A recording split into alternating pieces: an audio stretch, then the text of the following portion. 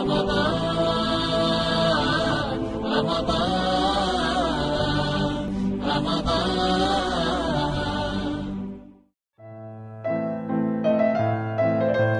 сыпатын адамга тийгизген оң жана терс таасири бар жана жашоодогу орду чоң. Камкор деген сыпатты укканда кам көргөн жанды эске алабыз. Бирок өзгөчө бул кимге тиешелүү сыпат деген суроо пайда болот. Камкор кимге тиешелүү дегенде, камкор бул эң эле алгач бул пендеге тиешелүү. Ошол эле учурда пенделердин арасында өзгөчө бул момунга тиешелүү. Инсан камкор болгондо эмнесине камкор дегенде, ал Кудай Таала Куранда айткандай: "Раббана атина фид дуния хасана ва фил ахирати хасана ва кина азабан-нар." Жаратканым менин дүйнөнүн да жакшылыгынан, акыреттин да жакшылыгынан бергин дагы тозоктун отунан сактагын. Бул камкордуктун эмнеси тилеги болот. Ошондуктан биз жаралганда эле бул дүйнөнүн муктаждыгына туш болуп жаралабыз.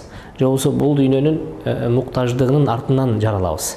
Андыктан инсан өзүнүн акылын токтотуп, эрезеге жетип, адал менен арамды, ак менен караны айырмалаган мезгилин тартып, өз жанына, өз жашоосуна камкор болуш керек.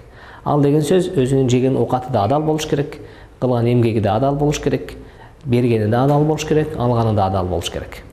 Адамда камкордук менен эри шаркак жүргөн дагы бир сыпат бул кайдыгерлик. Аты аталган сыпатка карата Толкунбек мырза өз оюн айтты. Менин оюм боюнча негизи кайдыгер деген өзүнүн жаратуучусун унутуп койгон, өзүнүн эмне максатын билбегендер бул кайдыгерлер болуп эсептелет да. Мисалы үчүн көп түрлөрү бар. Ата энесине кайдыгер, үй бүлөсүнө кайдыгер, коңшу колонго кайдыгер, чогуу иштеген коллективине, ишине кайдыгер. Демек, мындай кайдыгердин бир тарапка эле, бир тараптуу эле басым жасаган болбойт да кайдыгер депчи. Мунун мааниси аябай мындай кенен да. Ал эми камкордукка токтолсок, бул сыпат адамдын напсисине байланыштуу экенин Аким агай билдирди.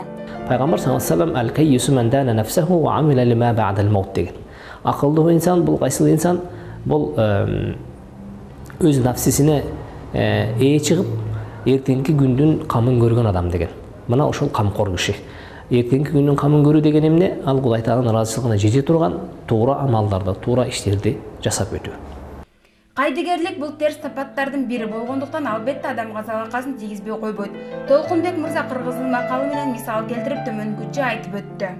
Эң алгач эле ошол жасаган ишинде бир ыхластуулук болбойт. Чын көңүлдөн жасабайт да, мындайча айтканда. Чын көңүлдөн жасалбаган иш так болбойт ал. Мындайча айтканда мойнунан байлаган ит ууга жарабайт дегендей, жанагындай ушуну кылып коюш керек эле, ушуну кылышым керек эле деп жүрө берет. Бул такыр туура эмес да бул. Мындай жашоодо ийгиликке жетпейт бул кайдыгерлер. Ал эми Аким агай кайдыгерлик тууралуу кенен оюн билдирип, адамга тийгизген таасирине токтолду. Ал эми кайдыгер ким дегенде, кайдыгер мына ошол өзүнүн бул жашоосундагы акыретине бузган адам. Ал кайдыгер болгон учурда өзүнүн эң эле алгач өз напсисине кайдыгер болот. Анын ичинде өзүнүн убактысына кайдыгер болот, өзүнүн ден соолугуна кайдыгер болот, өзүнүн жакынына кайдыгер болот, өзүнүн ата энесине кайдыгер болот, өзүнүн үй бүлөсүнө кайдыгер болот. Жыйынтыгына келип туруп, ал акыретине кайдыгер болот.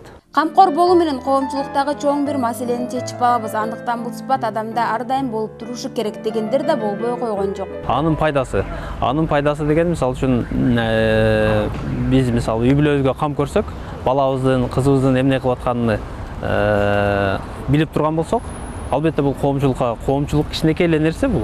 Кам көрүшчү. Үй бүлөбүзгө кам көрүш кичинекей нерсе, бирок ошол менен биз коомчулукта чоң бир маселени чечип алабыз да. Мисалы, балабыздын, кызыбыздын эмне кылып жүргөнүн билсек эле, кам көрсөк эле ошол жетиштүү деп ойлойм да. Ошого пайдасы.